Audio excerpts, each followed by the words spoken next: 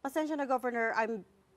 Honestly, I'm having trouble believing that you're shocked because you've been governor for how long now? 6 years, and before that, you're vice governor.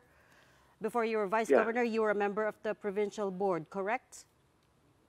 Yeah. Okay, so matagal ng problem yung flooding in Bulacan, and when you tell me Yes. that you're shocked that there are ghost projects, parang it's a bit hard to believe, to be honest.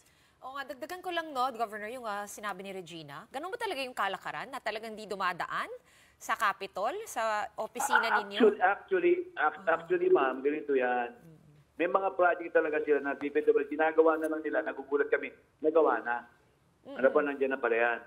So, well, ganito yan. Kung di ko nga po sila pinatawag, noong 2023, hindi po talaga nag-report. Sa totoo lamang.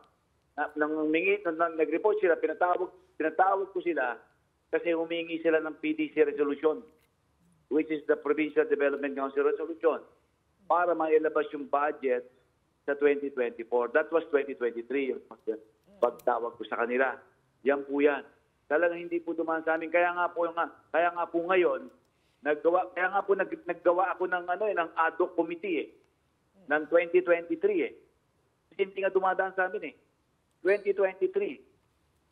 So, Yan po yan. Yung pong Executive Order number 22, series of 2023. Yan po yan. May kanya-kanya po kaming mga papel na ginawa ko, mga kanya-kanya obligasyon tungkol dito sa flood control, dito sa flood na ito at saka dito sa mga drainage po natin. Yan po yan. Kaya nga gumawa po ko ng ad hoc committee para malaman ko yung mga master plan